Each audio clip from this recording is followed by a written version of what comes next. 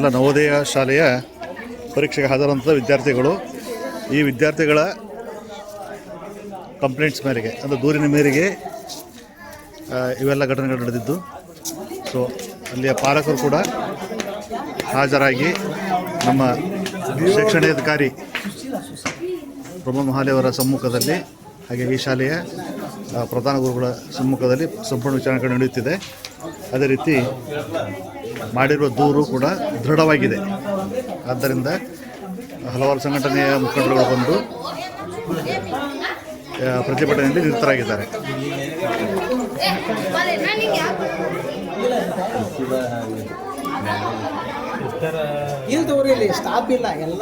Camera ಅದು ಇಲ್ಲ, ನೀವೇನ್ ಮಾಡ್ತಾ ಇದ್ದಾರೆ, ಅಲ್ಲಿ ಯಾರು ಹೇಳ್ಕೊಡ್ತಾ ಇದ್ದಾರೆ ಅಂತ ಯಾವುದಕ್ಕೂ ಸಾಕ್ಷಿ ಇಲ್ಲ. ಈಗ ನೀವೇ ಕಣ್ಣಾರೆ ನೋಡಿದಂತ ನೀವೇ ಮಾತ್ರ ಸಾಕ್ಷಿಗಳು.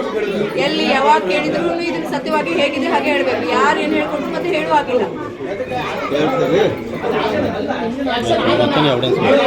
ಇವ್ರಿಗೆ ಅದೇ ಪರೀಕ್ಷೆ ರೂಮಲ್ಲಿ ಆದಂತ ಅನುಭವನ ಹೇಳ್ತಾರೆ. ಹೇಳು. ಫಸ್ಟ್ ಸರ್ ಬಂದು ನನ್ನ ಪೇಪರ್ ನೋಡಿ ಬೇರೆಯವ್ರಿಗೆ ಆನ್ಸರ್ ಅಂತ ನಿಮ್ಮ ಪೇಪರ್ ಎಲ್ಲ ನೋಡಿ ಹೇಳ್ಕೊಟ್ರು. ಮತ್ತೆ ಯಾರ ರಬ್ ಬುಕ್ ಯಾವ್ದಾರು ತಂದಿದ್ರ?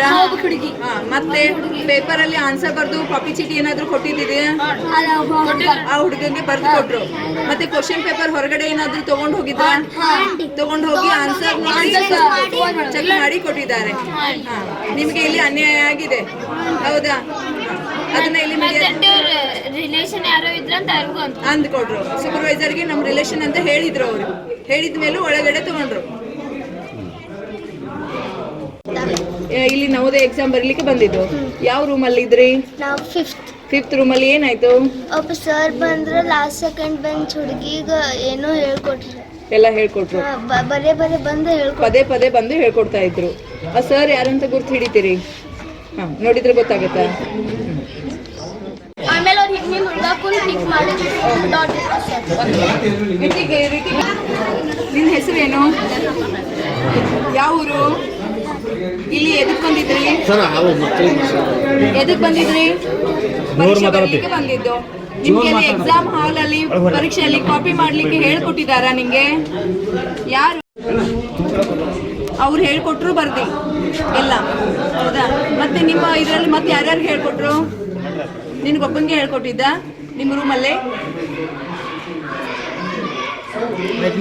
ನಿನ್ನ ತಪ್ಪಿಲ್ಲಪ್ಪಿ, ಆಮೇಲೆ ಅವ್ರು ಹಿಂಗೆ ಹುಡುಗಾಕೊಂಡು ಕ್ಲಿಕ್ ಮಾಡಿದ್ರು. ನಿನ್ನ ಹೆಸರೇನು? ಯಾವ ಊರು? ಇಲ್ಲಿ ಎದಕ್ ಬಂದಿದ್ರಿ? ಎದಕ್ ಬಂದಿದ್ರಿ?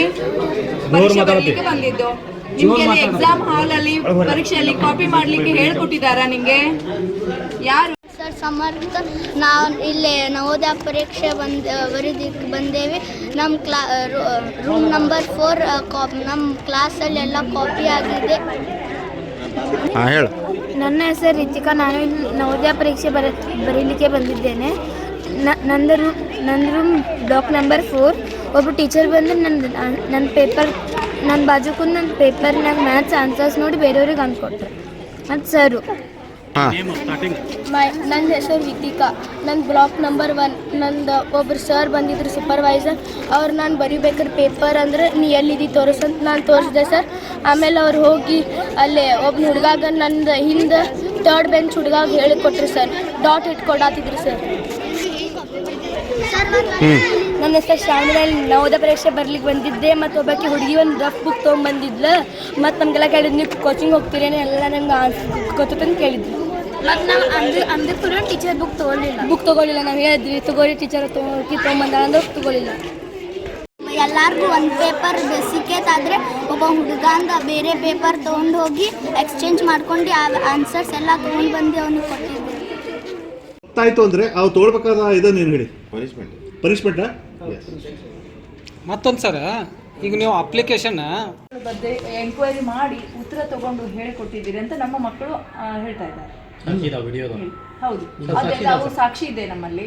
ಮತ್ತೆ ನೀವು ಹೊರಗಡೆ ನಿಮ್ಮ ಮಗನ ಪ್ರಶ್ನೆ ಪತ್ರಿಕೆನ ಹೊರಗೆ ತಗೊಂಡು ಹೋಗಿ ಉತ್ತರವನ್ನ ಬೇರೆ ಪೇಪರ್ ಅಲ್ಲಿ ಬರ್ಕೊಂಡು ಆ ಹುಡುಗನಿಗೆ ಕೊಟ್ಟಿದ್ದು ನಮ್ಮ ಮಕ್ಕಳು ಸಾಕ್ಷಿ ಅದೇ ಅರ್ಥ ಮಾಡಿ ಅದೇ ಕ್ವಶನ್ ನೋಡಿನ ಅರ್ಥ ಮಾಡಿ ನಾವು ಇಂಗ್ಲಿಷ್ ಮೀಡಿಯಂ ಕನ್ನಡ ಅರ್ಥ ಮಾಡಿ ಹೇಳಿದ್ವಿ. ಇದು ತಪ್ಪಾದ ಪ್ರಶ್ನೆ ಪತ್ರಿಕೆನ ಹೊರಗೊಯ್ಯುದು ಎಷ್ಟರ ಮಟ್ಟಿಗೆ ಸರಿ? ನೀವು ಒಬ್ರು ಶಿಕ್ಷಕರಾಗಿ ಒಂದೇ ಸಲ 2-3 ಸಲ ಒಂದು ಸಣ್ಣ ತಪ್ಪು ಅಲ್ಲ ಇದು. ಅವನು ಇಂಗ್ಲೀಷ್ ಮೀಡಿಯಂ ಆ್ಯಕ್ಚುಲಿ ನನಗೆ ಇಂಗ್ಲೀಷ್ ಅರ್ಥ ಆಗೋದಿಲ್ಲ, ಕನ್ನಡದ ಕ್ವಶನ್ ನೋಡಿ ಅರ್ಥ ಮಾಡಿ ಹೇಳಿದ್ದು ಸರಿ ಅಲ್ಲ. ಅಂದರೆ ನಾನು ಒಂದು 2 ಕ್ವಶನ್ ಉತ್ತರ ಹೇಳಿದ್ರು ಕಾಪಿನೇ ಅದು. ಅಲ್ಲ ಮೇಡಮ್, ಎಲ್ಲ ಹೇಳಿದ್ರು ಮೇಡಮ್ ಹಂಗಲ್ಲ, ಇವ್ರು ಹಿಂಗ್ ಮಾಡ್ಲಿಕ್ಕೆ ಯಾರು ಹೇಳಿದ್ರು? ನಿಮಗೆ ತಪ್ಪಾಯ್ತು. ಅಲ್ಲ, ಹಿಂಗ್ ಮಾಡ್ಲಿಕ್ಕೆ ಯಾರು ಹೇಳಿದ್ರು? ನಿಮಗೆ ಈ ತರ ಒಂದು ಮಾಡ್ಬೋದು ಅಂತ ಯಾರಾದ್ರೂ ಯಾರು ಹೇಳಿದ್ರು? ಹೇಳಿದ್ರು?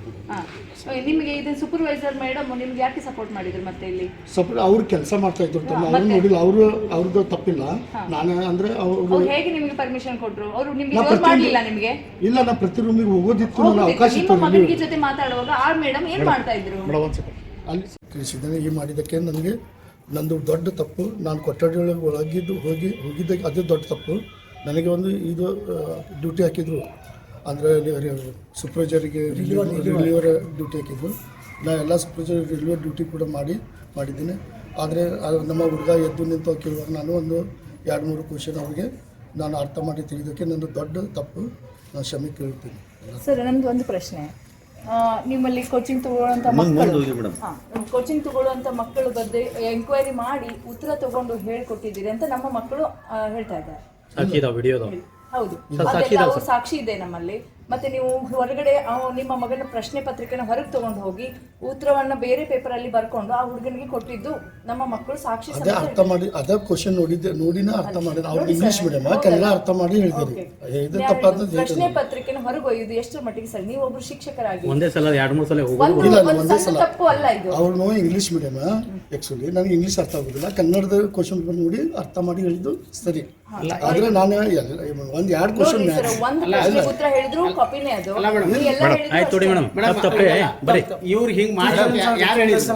ನಿಮಗೆ ತಪ್ಪಾಯ್ತು. ಅಲ್ಲ, ಹಿಂಗ್ ಮಾಡ್ಲಿಕ್ಕೆ ಯಾರು ಹೇಳಿದ್ರು? ನಿಮಗೆ ಈ ತರ ಒಂದು ಮಾಡ್ಬೋದು ಅಂತ ಯಾರಾದ್ರೂ ಹೇಳಿದ್ರು? ನಿಮಗೆ ಇದನ್ನ ಸೂಪರ್ವೈಸರ್ ಮೇಡಮ್ ನಿಮ್ಗೆ ಯಾಕೆ ಸಪೋರ್ಟ್ ಮಾಡಿದ್ರು ಮತ್ತೆ ಇಲ್ಲಿ? ಸಪೋರ್ಟ್ ಅವ್ರು ಕೆಲಸ ಮಾಡ್ತಾ ಇದ್ರು, ಅವ್ರು ನೋಡಿಲ್ಲ, ಅವ್ರದ್ದು ತಪ್ಪಿಲ್ಲ. ನಾನು ಅಂದ್ರೆ ಅವ್ರು ಹೇಗೆ ನಿಮಗೆ ಪರ್ಮಿಷನ್ ಕೊಟ್ರು? ಅವರು ನಿಮ್ಗೆ ಜೋರ್ ಮಾಡಲಿಲ್ಲ ನಿಮಗೆ?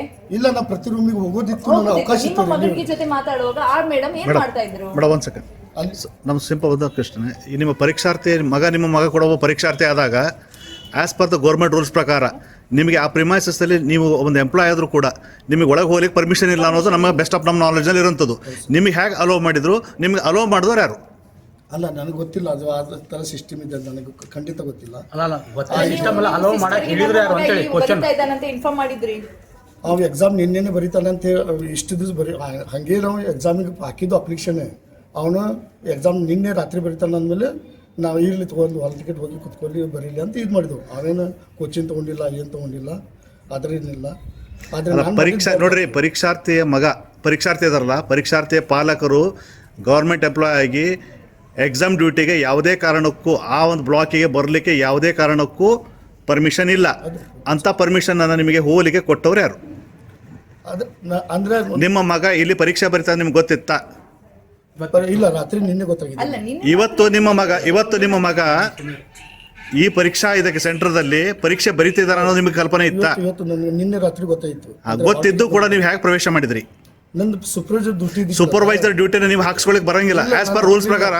ಈಗ ನಾವೇನು ಹೇಳ್ತೀವಿ ನೋಡಿ, ನಿಮ್ಮ ದೈಹಿಕ ಶಿಕ್ಷಕ ಸಂಘದ ಅಧ್ಯಕ್ಷರಾದಂತಹ ಇಲ್ಲಿ ಟೀಚರ್ಸ್ಗಳಿದ್ದಾರೆ, ನಾವು ಅವರಲ್ಲೇ ಒಂದು ಡೈರೆಕ್ಟಾಗಿ ಒಂದು ಪ್ರಶ್ನೆ ಕೇಳ್ತೀವಿ. Sir, Prashant sir, government employees act ಪ್ರಕಾರ ಇದೇನಿದೆಯಲ್ಲ, ಪರೀಕ್ಷಾರ್ಥಿ ಮಗಲ್ಲಿ ಬರಿತಾ ಇದ್ದರೆ ಅವರ ಪಾಲಕರು ಎಕ್ಸಾಮ್ ಬರೀಲಿಕ್ಕೆ ನಿಮ್ಮ ಗೌರ್ಮೆಂಟ್ ರೂಲ್ಸ್ ಪ್ರಕಾರ ಎಲ್ಲಾದರೂ ಅದಕ್ಕೆ ಅನುಮತಿ ಇದೆಯಾ? ಒಂದು ವೇಳೆ ಗೊತ್ತಾಯಿತು ಅಂದರೆ ಅವ್ರು ತೊಗೊಳ್ಬೇಕಾದ ಇದನ್ನೇನು ಹೇಳಿ? ಪನಿಷ್ಮೆಂಟಾ? ಎಸ್. ಮತ್ತೊಂದು ಸರ್, ಈಗ ನೀವು ಅಪ್ಲಿಕೇಶನ್ ಮತ್ತೊಂದು ಈ 6 ತಿಂಗಳ ಹಿಂದೆ ಐತ್ರಿ. ನಿನ್ನೆ ಹಾಲ್ ಟಿಕೆಟ್ ತೊಗೊಂಡ್ರಿ. ಅಲ್ಲ ರೀ, ಈಗ ನಿಮಗೆ ಪರೀಕ್ಷೆ ಕಂಡಕ್ಟ್ ಮಾಡ್ತಾ ಇರುವಂಥ ಮುಖ್ಯಸ್ಥರು ಯಾರು? HM ಅವರು ಇದ್ದಾರೆ. HM ಅವರಿಗೆ ಈ ವಿಷಯದ ಬಗ್ಗೆ ಕಲ್ಪನೆ ಇತ್ತ? ಯಾಕೆ ಹೇಳಿಲ್ಲ? ಅಂದರೆ ಕ್ರಿಮಿನಲ್ ಉದ್ದೇಶ ಇದೆ, ಇದ್ರ ಹಿಂದೆ ಕ್ರಿಮಿನಲ್ ಉದ್ದೇಶ ಇದೆಯಾ? ಇಲ್ಲ ಅಂತ ಹೇಳಿದ್ರೆ ಇಲ್ಲ. ಈಗ ನೀವು ನೀವು ಕೋಡಿದಲ್ಲ, ನೀವು ಇದು ನೋಡಿ, ಚಿಕ್ಕ ಮಕ್ಕಳ ಭವಿಷ್ಯದ ಪ್ರಶ್ನೆ ಇರ್ತದೆ, ಹೌದಾ? ಒಬ್ಬ ಪರೀಕ್ಷಾರ್ಥಿ ಆದಾಗ as per the government rules ಪ್ರಕಾರ ನಿಮಗೆ ಆ ಪ್ರಿಮೈಸಸ್ಸಲ್ಲಿ ನೀವು ಒಂದು ಎಂಪ್ಲಾಯ್ ಆದರೂ ಕೂಡ ನಿಮಗೆ ಒಳಗೆ ಹೋಗ್ಲಿಕ್ಕೆ ಪರ್ಮಿಷನ್ ಇಲ್ಲ ಅನ್ನೋದು ನಮ್ಮ ಬೆಸ್ಟ್ ಆಫ್ ನಮ್ಮ ನಾಲೆಜಲ್ಲಿ ಇರುವಂಥದ್ದು. ನಿಮಗೆ ಹೇಗೆ ಅಲೋ ಮಾಡಿದ್ರು, ನಿಮಗೆ ಅಲೋ ಮಾಡಿದವ್ರು ಯಾರು? ಅಲ್ಲ, ನನಗೆ ಗೊತ್ತಿಲ್ಲ ಅದು ಆ ಥರ ಸಿಸ್ಟಮ್ ಇದೆ, ನನಗೆ ಖಂಡಿತ ಗೊತ್ತಿಲ್ಲ. ಇನ್ಫಾರ್ಮ್ ಮಾಡಿದ್ರಿ ಅವ್ನು ಎಕ್ಸಾಮ್ ನಿನ್ನೆ ಬರೀತಾನೆ ಅಂತ ಇಷ್ಟು ದಿವಸ ಹಾಗೆ ನಾವು ಎಕ್ಸಾಮಿಗೆ ಹಾಕಿದ್ದು ಅಪ್ಲಿಕೇಶನ್ನೇ. ಅವನು ಎಕ್ಸಾಮ್ ನಿನ್ನೆ ರಾತ್ರಿ ಬರೀತಾನೆ ಅಂದಮೇಲೆ ನಾವು ಇರಲಿ ತೊಗೊಂಡು ಹಾಲ್ ಟಿಕೆಟ್ ಹೋಗಿ ಕುತ್ಕೊಂಡು ಬರೀಲಿ ಅಂತ ಇದು ಮಾಡಿದೆವು. ಅವೇನು ಕೋಚಿಂಗ್ ತೊಗೊಂಡಿಲ್ಲ, ಏನು ತೊಗೊಂಡಿಲ್ಲ, ಅದರೇನಿಲ್ಲ. ಆದರೆ ನಾನು ನೋಡ್ರಿ, ಪರೀಕ್ಷಾರ್ಥಿಯ ಮಗ ಪರೀಕ್ಷಾರ್ಥಿ ಇದಾರಲ್ಲ, ಪರೀಕ್ಷಾರ್ಥಿಯ ಪಾಲಕರು ಗೌರ್ಮೆಂಟ್ ಎಂಪ್ಲಾಯ್ ಆಗಿ ಎಕ್ಸಾಮ್ ಡ್ಯೂಟಿಗೆ ಯಾವುದೇ ಕಾರಣಕ್ಕೂ ಆ ಒಂದು ಬ್ಲಾಕಿಗೆ ಬರಲಿಕ್ಕೆ ಯಾವುದೇ ಕಾರಣಕ್ಕೂ ಪರ್ಮಿಷನ್ ಇಲ್ಲ. ಅಂಥ ಪರ್ಮಿಷನನ್ನು ನಿಮಗೆ ಹೋಗಲಿಕ್ಕೆ ಕೊಟ್ಟವ್ರು ಯಾರು? ಅದು ಅಂದರೆ ನಿಮ್ಮ ಮಗ ಇಲ್ಲಿ ಪರೀಕ್ಷೆ ಬರೀತಾನೆ ನಿಮ್ಗೆ ಗೊತ್ತಿತ್ತಾ? ಇಲ್ಲ, ರಾತ್ರಿ ನಿನ್ನೆ ಗೊತ್ತಾಗಿದೆ. ಇವತ್ತು ನಿಮ್ಮ ಮಗ ಈ ಪರೀಕ್ಷಾ ಇದಕ್ಕೆ ಸೆಂಟರ್ದಲ್ಲಿ ಪರೀಕ್ಷೆ ಬರೀತಿದ್ದಾರೆ ಅನ್ನೋದು ನಿಮಗೆ ಕಲ್ಪನೆ ಇತ್ತಾ? ಇವತ್ತು ನಿನ್ನೆ ರಾತ್ರಿ ಗೊತ್ತಾಯಿತು. ಗೊತ್ತಿದ್ದು ಕೂಡ ನೀವು ಹೇಗೆ ಪ್ರವೇಶ ಮಾಡಿದ್ರಿ? ನಂದು ಸೂಪರ್ವೈಸರ್ ಡ್ಯೂಟಿನ ನೀವು ಹಾಕ್ಸ್ಕೊಳ್ಳಿಕ್ಕೆ ಬರಂಗಿಲ್ಲ ಆಸ್ ಪರ್ ರೂಲ್ಸ್ ಪ್ರಕಾರ. ಈಗ ನಾವೇನು ಹೇಳ್ತೀವಿ ನೋಡಿ, ನಿಮ್ಮ ದೈಹಿಕ ಶಿಕ್ಷಕ ಸಂಘದ ಅಧ್ಯಕ್ಷರಾದಂಥ ಇಲ್ಲಿ ಟೀಚರ್ಸ್ಗಳಿದ್ದಾರೆ, ನಾವು ಅವರಲ್ಲೇ ಒಂದು ಡೈರೆಕ್ಟಾಗಿ ಒಂದು ಪ್ರಶ್ನೆ ಕೇಳ್ತೀವಿ. Sir, Prashant sir, government employees ಹೋಗಿ ನನ್ನ ಮಗನಿಗೆ ನಾನು ಅರ್ಥ ಮಾಡಿ ಅಷ್ಟೇ ಪ್ರಶ್ನೆ ಹೇಳಿದ್ದೆ, ಒಂದು 2-3. ನನಗೇನು ಅದು ಟಚ್ ಇಲ್ಲ ಸಬ್ಜೆಕ್ಟು. ಆದರೂ ಅವನು ಕೇಳಿದ ಮೇಲೆ ಎದ್ದು ನಿಂತು ನಾನು ಒಂದು 2-3 ಕ್ವಶನ್ ಅರ್ಥ ಮಾಡಿ ತಿಳಿಸಿದ್ದೇನೆ. ಈ ಮಾಡಿದ್ದಕ್ಕೆ ನನಗೆ ನಂದು ದೊಡ್ಡ ತಪ್ಪು. ನಾನು ಕೊಠಡಿಯೊಳಗೆ ಹೋಗಿದ್ದಾಗ ಅದು ದೊಡ್ಡ ತಪ್ಪು. ನನಗೆ ಒಂದು ಇದು ಡ್ಯೂಟಿ ಹಾಕಿದ್ರು, ಅಂದರೆ ಸೂಪರ್ವೈಸರಿಗೆ ರಿಲೀವರ್ ಡ್ಯೂಟಿ ಹಾಕಿದ್ರು. ನಾನು ಎಲ್ಲ ಸೂಪರ್ವೈಸರ್ ರಿಲೀವರ್ ಡ್ಯೂಟಿ ಕೂಡ ಮಾಡಿದ್ದೇನೆ. ಆದರೆ ನಮ್ಮ ಹುಡುಗ ಎದ್ದು ನಿಂತು ಕೇಳುವಾಗ ನಾನು ಒಂದು 2-3 ಕ್ವಶನ್ ಅವರಿಗೆ ನಾನು ಅರ್ಥ ಮಾಡಿ ತಿಳಿದಕ್ಕೆ ನನ್ನ ದೊಡ್ಡ ತಪ್ಪು. ನಾನು ಕ್ಷಮೆ ಕೇಳುತ್ತೇನೆ. ಸರ್, ನನಗೊಂದು ಪ್ರಶ್ನೆ. ಸರ್, ತಪ್ಪಾಯಿತು. ನಾನು ಕೊಠಡಿಯಲ್ಲಿ ಹೋಗಿ ನನ್ನ ಮಗನಿಗೆ ನಾನು ಅರ್ಥ ಮಾಡಿ ಅಷ್ಟೇ ಪ್ರಶ್ನೆ ಹೇಳಿದೆ, ಒಂದು 2-3. ನನಗೇನು ಅದು ಟಚ್ ಇಲ್ಲ ಸಬ್ಜೆಕ್ಟು. ಆದರೂ ಅವನು ಕೇಳಿದ ಮೇಲೆ ಎದ್ದು ಪರೀಕ್ಷಾರ್ಥಿಗಳಿದ್ದಾನೆ, ಅವರ ಪಾಲಕರು ಸರ್ಕಾರಿ ನೌಕರಸ್ಥರಾಗಿ, ಸರ್ಕಾರಿ ಎಲ್ಲಾದರೂ ಶಿಕ್ಷಕರಾಗಿ ಈ ಎಕ್ಸಾಮ್ ಇದಕ್ಕೆ ಡ್ಯೂಟಿಗೆ ಹಾಜರಾಗಿದ್ದರ ಬಗ್ಗೆ ನಿಮ್ಗೆ ಯಾವುದಾದ್ರೂ ಮಾಹಿತಿ ಇತ್ತಾ? ಈ ಪರೀಕ್ಷೆಗೆ ನಿಮಗೆ ರೂಮಿಗೆ ಒಬ್ಬ ಸೂಪರ್ವೈಸರನ್ನು ಆಯ್ಕೆ ಮಾಡಲಿಕ್ಕಿದೆ ಮತ್ತು 10 ರೂಮ್ಸ್ಗಿಂತ ಅದಕ್ಕಿಂತ ಹೆಚ್ಚಿಗೆ ರೂಮ್ಸ್ ಇದ್ದರೆ ಒಬ್ಬರು ರಿಲೀವರನ್ನಾಗಿ ತಗೊಳ್ಬೋದಂತ ಇದೆ ಸೆಂಟರಿಂದ ನಮಗೆ ಹೇಳಿದ್ದಾರೆ. ಆದ ಕಾರಣ ನಾನು ಅವರಿಗೆ ಸೆಂಟರ್ ರಿಲೀವರ್ ಆಗಿ ಅವರನ್ನು ಈ ಸೆಂಟರ್ಗೆ ಆಯ್ಕೆ ಮಾಡಿದೆ. ಆದರೆ ಅವರ ಮಗ ಈ ಸೆಂಟರ್ಗೆ ಎಕ್ಸಾಮ್ ಬರೀಲಿಕ್ಕೆ ಬರ್ತಾನಂತ ನನ್ನ ಗಮನಕ್ಕೆ ಬಂದೇ ಇಲ್ಲ. ಅವರು ನಿಮ್ಮ ಗಮನಕ್ಕೆ ತರಲಿಲ್ಲ ಮೇಡಮ್? ಇಲ್ಲ, ಅವರು ನನ್ನ ಗಮನಕ್ಕೆ ತರಲಿಲ್ಲ. ಅವರು ತಂದಿದ್ರೆ ನಾನು ಅವರನ್ನು ಆಯ್ಕೆ ಮಾಡ್ತಿರ್ಲಿಲ್ಲ, ಇಲ್ಲಿ ಡ್ಯೂಟಿಗೆ ಹಾಕ್ತಿರ್ಲಿಲ್ಲ. ಸರಿ, ಈಗ ಸರ್ ಒಂದು ಸೆಕೆಂಡ್ ಸರ್, ಈಗ ಪರೀಕ್ಷಾರ್ಥಿಯ ಮಗ ಪರೀಕ್ಷಾರ್ಥಿ ಏನಿದಾನಲ್ಲ, ಅವರ ಪಾಲಕರು ಸರ್ಕಾರಿ ನೌಕರಸ್ಥರಾಗಿ ಶಿಕ್ಷಕರಾಗಿದ್ರು ಅಂದರೆ ಅವರಿಗೆ ಎಕ್ಸಾಮಿನೇಷನ್ ಸೂಪರ್ವೈಸರ್ಗೆ ಅಥವಾ ಎಕ್ಸಾಮಿನೇಷನ್ ಹಾಲ್ನಲ್ಲಿ ಹೋಗಲಿಕ್ಕೆ ಯಾವುದಾದ್ರೂ ನಿಮ್ಮ ಸರ್ಕಾರಿ ನಿಯಮಾವಳಿ ಪ್ರಕಾರ ಅನುಮತಿ ಇದೆಯಾ? ಇಲ್ಲ, ಅನುಮತಿ ಇಲ್ಲ.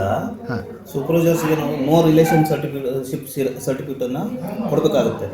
ಅವ್ರಿಗೆ ಏನು ಮಾಡ್ತೀವಿ, ಮೊದಲು ಸೂಪರ್ವೈಸರ್ಸ್ಗೆ ಸಭೆ ಮಾಡ್ತೀವಿ, ಪರೀಕ್ಷೆ ನಿಯಮವನ್ನು ತಿಳಿಸ್ತೀವಿ, ನೋ ರಿಲೇಷನ್ಶಿಪ್ ಸರ್ಟಿಫಿಕೇಟನ್ನು ಪಡ್ಕೊಳ್ತೀವಿ. ಇದನ್ನು ಚೀಫ್ ಸೂಪರ್ಡೆಂಟು ಪಡ್ಕೊಳ್ತಾರೆ. ಚೀಫ್ ಸೂಪರ್ಡೆಂಟ್ ಏನು ಮಾಡ್ತಾರೆ, ಒಂದು ಸಭೆ ಕೂಡ ನಡೆಸ್ತಾರೆ. ಆ ಸಭೆಯ ನಂತರ ಅವರು ನೋ ರಿಲೇಷನ್, ಸಪೋಸ್ ಬೈ ಮಿಸ್ಟೇಕಲ್ಲಿ ಒಂದು ಮಗ ಇದ್ದಾನೆ ಅಂತ ಹೇಳಿದ್ರೆ ಅವರಿಗೆ ಇದು ಹಾಕ್ಲಿಕ್ಕೆ ಬರಲ್ಲ. ಅವರು ಹೇಳಬೇಕಾಗ್ತದೆ, ನನ್ನ ಮಗ ಅಥವಾ ನನ್ನ ಕ್ಲೋಸ್ ರಿಲೇಷನ್ಶಿಪ್ ಇದ್ದಾರೆ, ನನ್ನನ್ನು ಪರೀಕ್ಷೆಯಿಂದ ಕೈಬಿಡ್ರಿ ಅಂತೇಳಿ ಅವರು ಕೂಡ ಯಾರಿಗೆ ಚೀಫ್ ಸೂಪರ್ಡೆಂಟ್ಗೆ ರಿಕ್ವೆಸ್ಟ್ ಮಾಡ್ಕೊಳ್ಬೇಕಾಗುತ್ತೆ. ಅವಾಗ ಅವ್ರು ರಿಕ್ವೆಸ್ಟ್ ಮಾಡ್ಕೊಂಡಾಗ ಬಿಡ್ತಾರೆ. ಇಲ್ಲಾಂದ್ರೆ ಚೀಫ್ ಸೂಪರ್ಡೆಂಟ್ ಅವರಿಂದ ನೋ ರಿಲೇಷನ್ಶಿಪ್ ಸರ್ಟಿಫಿಕೇಟ್ ಪಡ್ಕೊಳ್ತಾರೆ. ಸರ್, ಈ ನವೋದಯ ಸ್ಕೂಲಿನ ಇವತ್ತು ನಡೀತಲ್ಲ ಪರೀಕ್ಷೆ ನಡೀತಲ್ಲ, ಈ ಪರೀಕ್ಷೆ ನಡೆದಿರುವಂಥ ಈ ಸೆಂಟರ್ನ ಮುಖ್ಯಸ್ಥರು ಯಾರು? ಮುಖ್ಯಸ್ಥರು ಸಿಸ್ಟರ್ ಜನೆಟ್ ಕಾರ್ಮಿಲ್ ಮಿನೇಜಸ್. ತಾವ ಮೇಡಮ್? ಮೇಡಮ್, ಈ ಪರೀಕ್ಷಾರ್ಥಿಗಳಿದ್ದಾನೆ, ಅವರ ಪಾಲಕರು ಸರ್ಕಾರಿ ನೌಕರಸ್ಥರಾಗಿ, ಸರ್ಕಾರಿ ಎಲ್ಲಾದರೂ ಶಿಕ್ಷಕರಾಗಿ ಈ ಎಕ್ಸಾಮ್ ಇದಕ್ಕೆ ಡ್ಯೂಟಿಗೆ ಹಾಜರಾಗಿದ್ದರ ಬಗ್ಗೆ ನಿಮ್ಗೆ ಯಾವುದಾದ್ರೂ ಮಾಹಿತಿ ಇತ್ತಾ? ಈ ಪರೀಕ್ಷೆಗೆ ನಮಗೆ ರೂಮಿಗೆ ಒಬ್ಬ ಸೂಪರ್ವೈಸರನ್ನು ಆಯ್ಕೆ ಮಾಡಲಿಕ್ಕಿದೆ ಮತ್ತು 10 ರೂಮ್ಸ್ಗಿಂತ ಅದಕ್ಕಿಂತ ಹೆಚ್ಚಿಗೆ ರೂಮ್ಸ್ ಇದ್ದರೆ ಒಬ್ಬರು ರಿಲೀವರನ್ನಾಗಿ ತಗೊಳ್ಬೋದಂತ ಇದೆ ಸೆಂಟರಿಂದ ನಮಗೆ ಹೇಳಿದ್ದಾರೆ. ಆದ ಕಾರಣ ನಾನು ಅವರಿಗೆ ಸೆಂಟರ್ ರಿಲೀವರ್ ಆಗಿ ನಾನು ಅವರನ್ನು ಈ ಸೆಂಟರಿಗೆ ಆಯ್ಕೆ ಮಾಡಿದೆ. ಆದರೆ ಅವರ ಮಗ ಈ ಸೆಂಟರಿಗೆ ಎಕ್ಸಾಮ್ ಬರೆಯೋದಕ್ಕೆ ಬರ್ತಾನಂತ ನನ್ನ ಗಮನಕ್ಕೆ ಬಂದೇ ಇಲ್ಲ. ಅವರು ನಿಮ್ಮ ಗಮನಕ್ಕೆ ತರಲಿಲ್ಲ ಮೇಡಮ್? ಇಲ್ಲ, ಅವರು ನನ್ನ ಗಮನಕ್ಕೆ ತರಲಿಲ್ಲ. ಅವರು ತಂದಿದ್ರೆ ನಾನು ಅವರನ್ನು ಆಯ್ಕೆ ಮಾಡ್ತಿರ್ಲಿಲ್ಲ, ಇಲ್ಲಿ ಡ್ಯೂಟಿಗೆ ಹಾಕ್ತಿರ್ಲಿಲ್ಲ. ಸರಿ, ಈಗಾಗಲೇ ಪಾಲಕರು ಈ ವಿಷಯಕ್ಕೆ ಸಂಬಂಧಪಟ್ಟಂಗೆ ಸಾಕಷ್ಟು ಪುರಾವೆಗಳನ್ನು ತಮ್ಮ ಮುಂದೆ ಇಟ್ಟಿದ್ದಾರೆ, ಅದರ ಪ್ರಕಾರ ಯಾರು ಆರೋಪಿ ಶಿಕ್ಷಕರು ಯಾರಿದ್ದರು ಇದನ್ನು ರೂಲ್ಸನ್ನು ಬ್ರೇಕ್ ಮಾಡಿಬಿಟ್ಟು ಈಗಾಗಲೇ ಏನು ಮಾಡಿದ್ದಾರೆ, ಪರೀಕ್ಷಾ ಒಂದು ಕ್ರಮದಲ್ಲಿ ಬಾಧೆಯನ್ನು ತಂದಿದ್ದಾರೆ. ಅವರು ಕೂಡ ತಮ್ಮ ಹೇಳಿಕೆಯಲ್ಲಿ ಕೂಡ ಕೊಟ್ಟಿದ್ದಾರೆ, ತಾವು ಮಾಡಿದ ತಪ್ಪು ತಾನು ಹೋಗಿದ್ದೇನೆ, ತಾನು ಇದನ್ನು ಮಗನಿಗೆ ಹೇಳಿದ್ದೇನೆ ಅನ್ನೋದನ್ನು ತಮ್ಮ ತಪ್ಪಿಪ್ಪುವಿಕೆಯನ್ನು ಹೇಳಿದ್ದಾರೆ. ಹೀಗಿದ್ದಾಗ ಇವರಿಗೆ ನೀವು ತೆಗೆದುಕೊಳ್ಳುವಂಥ ಮುಂದಿನ ಕ್ರಮ ಏನು? ಈಗಾಗಲೇ ಪಾಲಕರು ಇಲ್ಲಿಯ ಒಂದು ಪರೀಕ್ಷಾ ಕೇಂದ್ರದ ಮುಖ್ಯಸ್ಥರಿಗೆ ಲಿಖಿತವಾದಂಥ ಒಂದು ದೂರನ್ನು ಕೊಟ್ಟಿದ್ದಾರೆ. ಆ ದೂರನ್ನು ಪರಿಶೀಲಿಸಿ ಯಾರು ತಪ್ಪು ಮಾಡಿದ್ದಾರೋ ಅವ್ರ ಮೇಲೆ ನಿಯಮಾನುಸಾರ ಕ್ರಮಕ್ಕೆ ನಾವು ಶಿಫಾರಸು ಮಾಡ್ತೀವಿ ಮತ್ತು ಕ್ರಮ ಕೈಗೊಳ್ತೀವಿ. ಎರಡನೇದಾಗಿ, ಹುಡುಗ ಯಾರಿಗೆ ನಕಲಿಗೆ ಸಹಕರಿಸಿದ್ದಾರೋ ಆ ಹುಡುಗನ ಒಂದು ರಿಜಿಸ್ಟರ್ ನಂಬರ್ ಕೂಡ ಆ ದೂರಿನಲ್ಲಿ ಉಲ್ಲೇಖಿಸಿದ್ದಾರೆ. ಆ ಹುಡುಗನ ಒಂದು ರಿಸಲ್ಟನ್ನು ಬರೆದಿದ್ದಾಗೆ ಮತ್ತು ವ್ಯಾಲ್ಯೂಯೇಷನ್ ಆಗದಿದ್ದಂತೆ ನಾವು ನವೋದಯದ ಒಂದು ಪ್ರಾಂಶುಪಾಲರಿಗೂ ಕೂಡ ಇದನ್ನು ಗಮನಕ್ಕೆ ತರ್ತೀವಿ. ಇಲ್ಲಿ ಕೂಡ ಪರೀಕ್ಷಾ ಕೇಂದ್ರಕ್ಕೆ ಒಬ್ಬ CLO ಅಂತ ಒಬ್ಬರು ನವೋದಯ ಪರೀಕ್ಷಾ ಕೇಂದ್ರದ ಅವ್ರ ವತಿಯಿಂದ ನೇಮಿಸಲ್ಪಡ್ತಾರೆ. ಅವರು ಕೂಡ ಗಮನಕ್ಕೆ ತಂದಿದ್ದೀವಿ ಮತ್ತು ನಾವು ಪ್ರಾಂಶುಪಾಲರಿಗೂ ಕೂಡ ಒಂದು ಲಿಖಿತ ರೂಪದಲ್ಲಿ ರಿಸಲ್ಟನ್ನು ವಿತರಣೆ ಮಾಡಲಿಕ್ಕೆ ಮತ್ತು ಯಾವುದೇ ಮೌಲ್ಯಮಾಪನ ಮಾಡದಂತೆ ಈ ದೂರನ್ನು ಅನುಸರಿಸಿ ಅವರು ನಿಯಮಾನುಸಾರ ಕ್ರಮ ಕೈಗೊಳ್ಳುವಂಥ ಒಂದು ಪತ್ರವನ್ನು ಕೂಡ ಕೊಡ್ತೀವಿ. ಮತ್ತು ಶಿಕ್ಷಕನ ಮೇಲೆ ಮ್ಯಾನೇಜ್ಮೆಂಟಿಗೆ ತಿಳಿಸಿ ಮ್ಯಾನೇಜ್ಮೆಂಟ್ ನಿಯಮಾನುಸಾರ ಕ್ರಮ ಕೈಗೊಳ್ಳಲಿಕ್ಕೂ ಕೂಡ ನಾವು ಮ್ಯಾನೇಜ್ಮೆಂಟಿಗೆ ಪತ್ರವನ್ನು ಕೂಡ ಮಾಡ್ತೀವಿ. ಸರ್, ಈಗಾಗಲೇ OMR ಪರೀಕ್ಷೆ ಆದ ನಂತರ OMR ಶೀಟ್ಗಳನ್ನು ಒಟ್ಟುಗೂಡಿಸಿ ಅದನ್ನು ಪ್ಯಾಕ್ ಮಾಡಿಕೊಂಡು ಕಳಿಸ್ಬೇಕು ಅದನ್ನು ವ್ಯಾಲ್ಯೂಯೇಷನಿಗೆ. ಈಗ ನಿಮ್ಮ ಈ ಪರೀಕ್ಷಾ ಕೊಠಡಿಗಳಲ್ಲಿ ಯಾವುದೇ ರೀತಿಯ CCTVಗಳು ಇಲ್ಲ ಅನ್ನುವಂಥ ದೂರನ್ನು ಪ್ರತಿಯೊಬ್ಬರು ನೀಡಿದ್ದಾರೆ. ಸೊ ಇಂತಹ ಕಾಂಪಿಟೇಟಿವ್ ಎಕ್ಸಾಮಿಷನ್ ಆಗ್ತಿರ್ಬೇಕಾದ್ರೆ ಒಂದು ಪರೀಕ್ಷೆಗಳು ಆಗ್ತಾ ಬಂದಾಗ ಅಲ್ಲಿ ಇದನ್ನು ಯಾವುದಡಿ CCTV ಕ್ಯಾಮ್ರಾನ ನಿಗ್ರಾವಣೆ ಇಡಬೇಕು ಅನ್ನುವಂಥದ್ದು ಇರ್ತದೆ. ಸೊ ಇದನ್ನು ನೀವು ಒದಗಿಸದೇ ಇರಲಿಕ್ಕೆ ಕಾರಣ ಅಂತ ಕೇಳ್ಬೋದಾ? ಅಲ್ಲ, ಈಗ ನೀವು ಪರೀಕ್ಷಾ ಕೇಂದ್ರದ ಮುಖ್ಯಸ್ಥರಾಗಿ ನಾವು ನಿಮ್ಮಲ್ಲಿ ಕೇಳಬೇಕಾಗ್ತದೆ. ಯಾಕಂದರೆ ಇಲ್ಲಿ ಮ್ಯಾನೇಜ್ಮೆಂಟ್ನವರು ಬರೋದಿಲ್ಲ.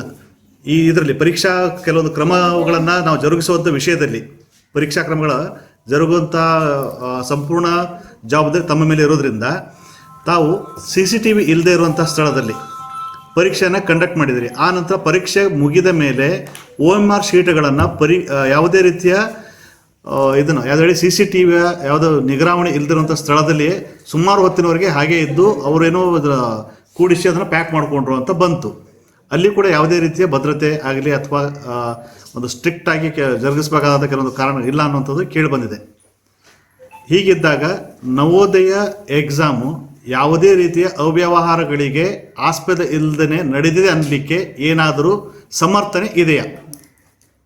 ಇಲ್ಲ, ನವೋದಯ ಎಕ್ಸಾಮಲ್ಲಿ ಸೆಂಟರಲ್ಲಿ ನಮಗೆ ಎಲ್ಲ ಕೊಠಡಿಗಳಿಗೆ CC ಕ್ಯಾಮರಾ ಅಗತ್ಯ ಇರುವುದಿಲ್ಲ, ಬೇಡ ಅಂತ ಹೇಳಿದರು. ಅಷ್ಟೇನು ಕಂಪಲ್ಸರಿ ಇಲ್ಲ ಅಂತ ಹೇಳ್ತಾರೆ ಅವರು. ಸರಿ ಮೇಡಮ್, ಧನ್ಯವಾದ. ಪರೀಕ್ಷಾರ್ಥಿಗಳಿದಾರಲ್ಲ ಅವರು ಪಾಲಕರು ಸರ್ಕಾರಿ ನೌಕರಸ್ಥರಾಗಿ ಶಿಕ್ಷಕರಾಗಿದ್ರು ಅಂದರೆ ಅವರಿಗೆ ಎಕ್ಸಾಮಿನೇಷನ್ ಸೂಪರ್ವೈಸರ್ಗೆ ಅಥವಾ ಎಕ್ಸಾಮಿನೇಷನ್ ಹಾಲ್ನಲ್ಲಿ ಹೋಗಲಿಕ್ಕೆ ಯಾವುದಾದ್ರೂ ನಿಮ್ಮ ಸರ್ಕಾರಿ ನಿಯಮಾವಳಿ ಪ್ರಕಾರ ಅನುಮತಿ ಇದೆಯಾ? ಇಲ್ಲ, ಅನುಮತಿ ಇಲ್ಲ. ಸೂಪರ್ವೈಸರ್ಸ್ಗೆ ನೋ ರಿಲೇಷನ್ ಸರ್ಟಿಫಿಕೇಟನ್ನು ಕೊಡಬೇಕಾಗುತ್ತೆ. ಅವ್ರಿಗೇನು ಮಾಡ್ತೀವಿ, ಮೊದಲು ಸೂಪರ್ವೈಸರ್ಸ್ಗೆ ಸಭೆ ಮಾಡ್ತೀವಿ, ಪರೀಕ್ಷೆ ನಿಯಮವನ್ನು ತಿಳಿಸ್ತೀವಿ, ನೋ ರಿಲೇಷನ್ಶಿಪ್ ಸರ್ಟಿಫಿಕೇಟನ್ನು ಪಡ್ಕೊಳ್ತೀವಿ. ಇದನ್ನು ಚೀಫ್ ಸೂಪ್ರಿಟೆಂಟ್ ಪಡ್ಕೊಳ್ತಾರೆ. ಚೀಫ್ ಸೂಪ್ರಿಟೆಂಟ್ ಏನು ಮಾಡ್ತಾರೆ, ಒಂದು ಸಭೆ ಕೂಡ ನಡೆಸ್ತಾರೆ. ಆ ಸಭೆಯ ನಂತರ ಅವರು ನೋ ರಿಲೇಷನ್, ಸಪೋಸ್ ಬೈ ಮಿಸ್ಟೇಕಲ್ಲಿ ಒಂದು ಮಗ ಇದ್ದಾನೆ ಅಂತ ಹೇಳಿದ್ರೆ ಅವರಿಗೆ ಇದು ಹಾಕ್ಲಿಕ್ಕೆ ಬರಲ್ಲ. ಅವರು ಹೇಳಬೇಕಾಗ್ತದೆ, ನನ್ನ ಮಗ ಅಥವಾ ನನ್ನ ಕ್ಲೋಸ್ ರಿಲೇಷನ್ಶಿಪ್ ಇದ್ದಾರೆ, ನನ್ನನ್ನು ಪರೀಕ್ಷೆಯಿಂದ ಕೈ ಬಿಡ್ರಿ ಅಂತ ಹೇಳಿ ಅವರು ಕೂಡ ಯಾರಿಗೆ ಚೀಫ್ ಸೂಪ್ರಿಟೆಂಟ್ಗೆ ರಿಕ್ವೆಸ್ಟ್ ಮಾಡ್ಕೊಳ್ಬೇಕಾಗುತ್ತೆ. ಅವಾಗ ಅವ್ರು ರಿಕ್ವೆಸ್ಟ್ ಮಾಡ್ಕೊಂಡು ಬಿಡ್ತಾರೆ. ಇಲ್ಲ ಚೀಫ್ ಸೂಪ್ರಿಟೆಂಟ್ ಅವರಿಂದ ನೋ ರಿಲೇಷನ್ಶಿಪ್ ಸರ್ಟಿಫಿಕೇಟ್ ಕೊಡ್ಕೊಳ್ಳಿ. ಸರ್, ಈ ನವೋದಯ ಸ್ಕೂಲ್ ಇವತ್ತು ನಡೀತಲ್ಲ, ಪರೀಕ್ಷೆ ನಡೀತಲ್ಲ, ಈ ಪರೀಕ್ಷೆ ನಡೆದಿರುವಂಥ ಈ ಸೆಂಟರ್ನ ಮುಖ್ಯಸ್ಥರು ಯಾರು? ಮುಖ್ಯಸ್ಥರು ಸಿಸ್ಟರ್ ಜನೆಟ್ ಕಾರ್ಮಿನ್ ಮಿನೇಜಸ್. ತಾವು ಮೇಡಮ್?